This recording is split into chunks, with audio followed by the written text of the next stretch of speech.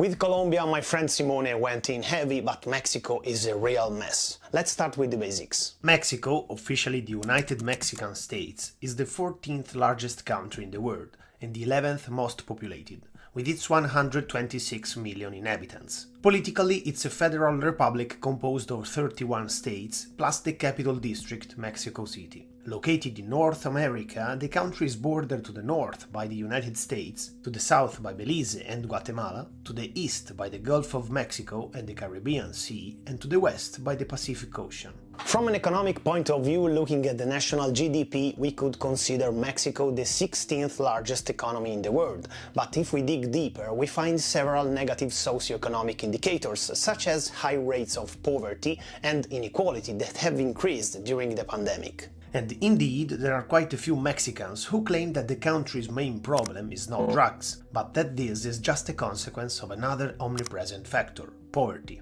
According to studies conducted in 2020 by Coneval, 44% of the population, or over 55 million people, lived in poverty. Despite the serious lack of civil and human rights, including one of the highest homicide rates in the world, Mexico's political system, strange as it may seem, is that of a representative democracy. And it's maybe thanks to the process of liberalization that the country experienced between the 1970s and the new century that criminal groups have found fertile ground for their illicit operations. Among them stand out the cartels, that, as the name suggests, are criminal associations with the aim of promoting and controlling the activities of drug trafficking, but also weapons, migrants and organs. Thanks to the expansion of these groups, the weight of Mexico in the criminal world has increased a lot. Originally, the Institutional Revolutionary Party, which ruled for 71 years, held the political monopoly in an authoritarian system, shaping over time what's known as the perfect dictatorship.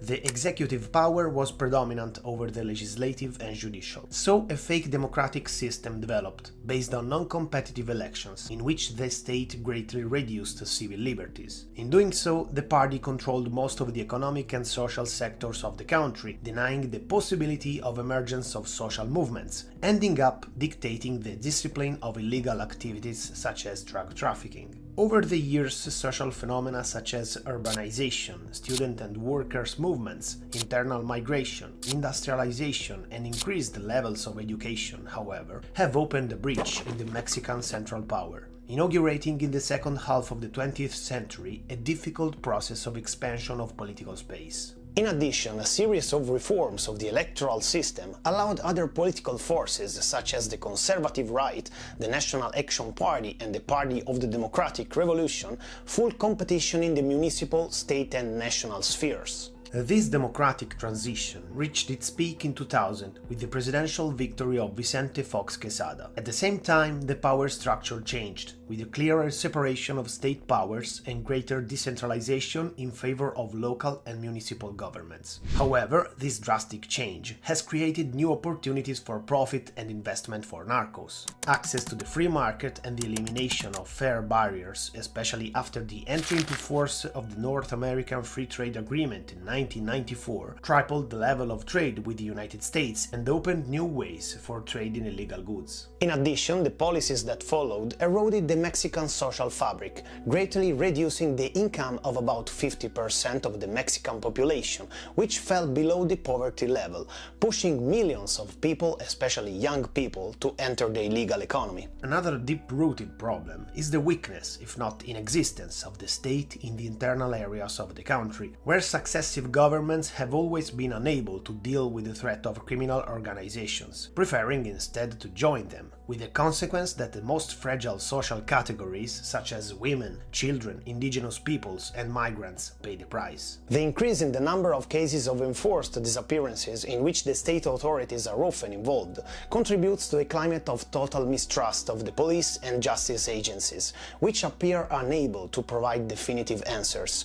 Among the most easily corruptible subjects are the municipal authorities, who, often underpaid by the federal government, are at the mercy of the criminal power of cartels and organized gangs. For years, the country has been defined with the term Narco-State or narco-democracy, and this comes from the combination of narcos, political power, and law enforcement, a dangerous link that results in silence, impunity, and connivance of those who should protect Mexicans in front of evident facts. Think that in the global ranking of impunity 2020, Mexico occupies the 60th place out of 69 countries analyzed, with a rate of impunity 10 times higher than the global average. Let's take a look at some recent cases. In 2018, in Acapulco, all members of the local police department were arrested for suspected ties to organized crime. And in 2019, Genaro Garcia Luna, federal police chief and then Minister of Public Security, ended up in jail. Motivation? Turning a blind eye to the movement of drug shipments in the territory. In the rare cases when investigations are opened, they always go slowly and end up shedding light in the wrong places. But to understand why drug trafficking finds such fertile ground in Mexico, we can look at a geographical map. The country is strategically located, representing an international hub for illegal substances, natural resources, weapons and people, many of them from the South American continent. Moreover, the particular conformation of the territory with mangroves, huge deserts in the north, tropical forests and large mountain ranges, including the eastern and western Sierra Madre, allows criminal groups to hide from the government army and establish areas where they can freely cultivate marijuana and opium poppy, from which, let's remember, heroin is processed. Otherwise, labs are set up for the production of synthetic drugs, such as fentanyl or methamphetamine, both of which are in great demand in the United States, a country that for years has been immersed in an epidemic of opium overdoses.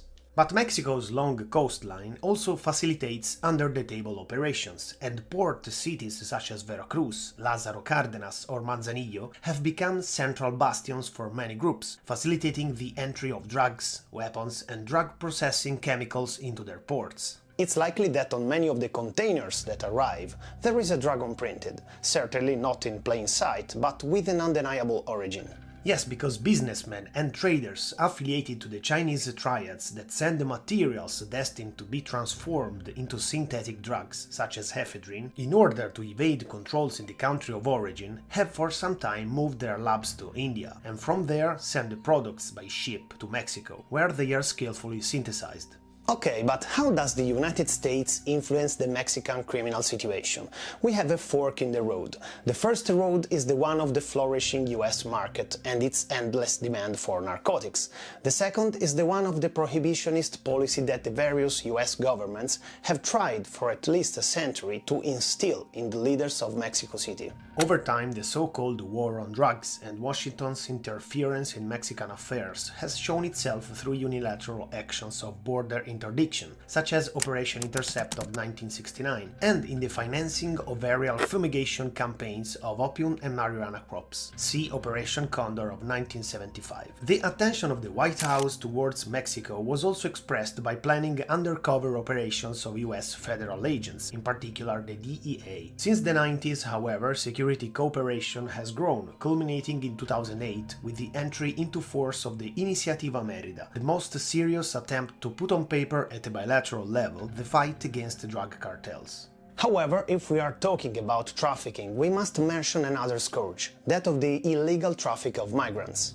According to the most reliable estimates, every year at least 2 million people, including children traveling alone in search of fortune, cross or try to cross the border into the United States. That's why, as the Los Angeles Times reports, nearly 25% of the 45 million immigrants in North America are of Mexican origin. Also, in this case, the activity is under the control of criminal organizations in complicity with Mexican law enforcement agencies. Over the years, there have been cases where migrants were arrested by police officers and then sold to various criminal groups with the goal of obtaining ransoms from their families. And I leave you to imagine the end of those who couldn't afford such sums. The numbers speak of 84,000 desaparecidos 2 years ago, some of whom disappeared in acid. With all this data, it won't sound strange to you to hear that Mexico is one of the most violent countries in the world. According to Mexico's National Institute of Statistics and Geography, as of 2018, the country has maintained a rate of 29 murders per 100,000 inhabitants, a rate higher even than countries that have historically had a higher rate, such as El Salvador, with its 20 homicides per 100,000 inhabitants in 2020, or Colombia, with a rate of less than 24. To give you just an idea of the magnitude, even though one shouldn't compare countries with such distant and different geographical contexts, in Italy in 2019 the homicide rate was 0.53 per 100,000 inhabitants. However, among the most affected areas are the states of Michoacán, Tamaulipas and Zacatecas, where clashes between gangs are almost the order of the day. Often these clashes also end up involving civilians, as happened during the massacre of Ayotzinapa, with the disappearance of a bus carrying 43 students to the city of Iguala. The boys were stopped by the police, arrested on charges of wanting to join a protest, and finally handed over to the Guerreros Unidos clan, who killed them and made the bodies disappear. Their murder can be explained if we consider that the students of Escuela Normal Rural are people of humble origins and actively interested in the socio-political problems that afflict their land, to the point that, in recent years, hundreds of social fighters have emerged from those classrooms. A criminalization unfortunately remained unpunished, due to the obstructionism of many politicians, local authorities and journalists who spread false information about the incident, preventing the truth from coming out. Or think of the massacre of San Fernando by the Cartel de los Zetas in the summer of 2010, where 72 of the 73 migrants bound for the United States were kidnapped and brutally killed. The same fate then happened to the judge in charge of the investigation, and you may ask, has justice been done? No, because it's worth repeating. Federal institutions and drug traffickers go hand in hand. Talking about violence in Mexico is also the same as talking about gender violence. The data at our disposal speak for themselves. According to a government report in 2020, 2/3 of Mexican women aged 15 years and older have experienced violence at least once in their lives, and also in the same year, feminicide has reached worrying heights, with a record of over 3,000 women killed. All this happens with almost complete silence of the judicial authorities. Evidence disappeared, forensic analysis that remain pending, abandoned lines of investigation make it seriously difficult to fight the problem of violence against women.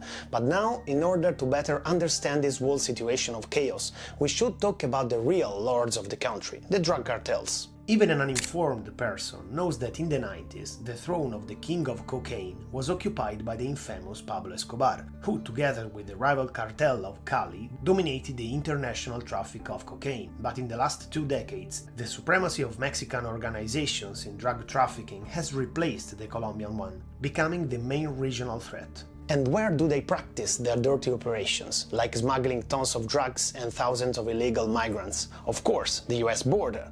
And they do it using extreme and unconditional violence as an instrument of terror and control of society. However, the border is not accidental, because the big cartels are well aware that the dominance of this area guarantees profits of millions of dollars, with which they constantly self-finance their activities. And how were these realities born?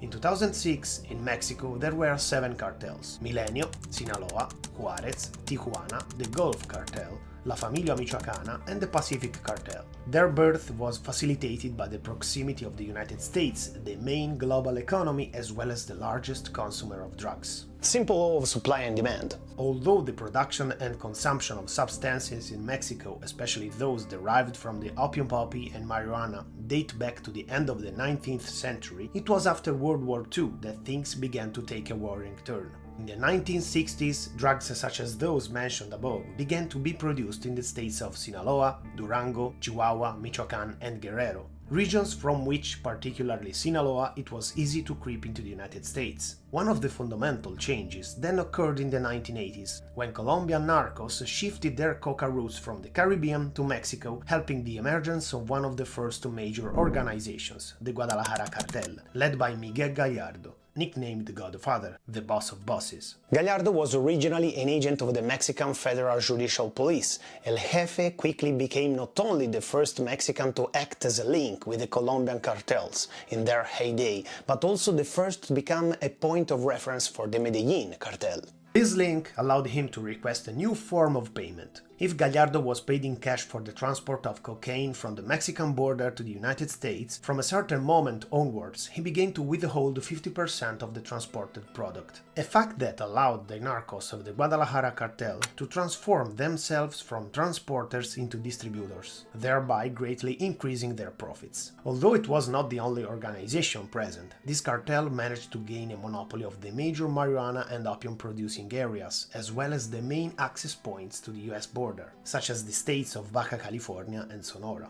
And how could he act undisturbed? Simple. In addition to his affiliates, politicians and entire police departments protected him. Remember? In 1985, Gallardo's thugs managed to kidnap and kill Enrique Camarena, a DA agent who was investigating the organization's trafficking. The incident provoked the more active involvement of the US agents that ended with the arrest of the main leaders of the cartel and the fragmentation of the same. With Guadalajara out of the way in the 1980s, three other large monopolistic groups remained: the Tijuana, Juarez and Sinaloa cartels. The competition between them triggered a violent conflict from which the latter emerged the winner, gaining control of the main routes. Without forgetting its more international dimension compared to its competitors, its overwhelming power derived mainly from the cultivation of the Golden Triangle between the states of Sinaloa, Durango and Chihuahua, and its fiercest contrasts were with the rival Juarez cartel, historically located in the strategic border city of the same name, which experienced its period of maximum splendor in the mid-1990s. Despite its strong connections with local clan groups, the group ruled by Amado Carrillo Fuentes, nicknamed the Lord of the Skies, due to the intensive use of airplanes to bring drugs into the US, however ceded ground to the Sinaloa cartel, which managed to wrest control of the border city from him and confine him to the state of Chihuahua. For a time, Carrillo Fuentes managed to create a federation of alliances and non-aggression pacts to break off hostilities between most of the rival factions, but at the time of his death in July 1997, many of the former partners became independent and came back to fight for the spoils, leading to the dissolution of the already fragile arrangement in 2004. What happens from that time to the present day is another story, but for my sanity and yours as well, it's best that I end here. If you have followed me up to this point, I thank you for your attention and see you in the next video. Ciao!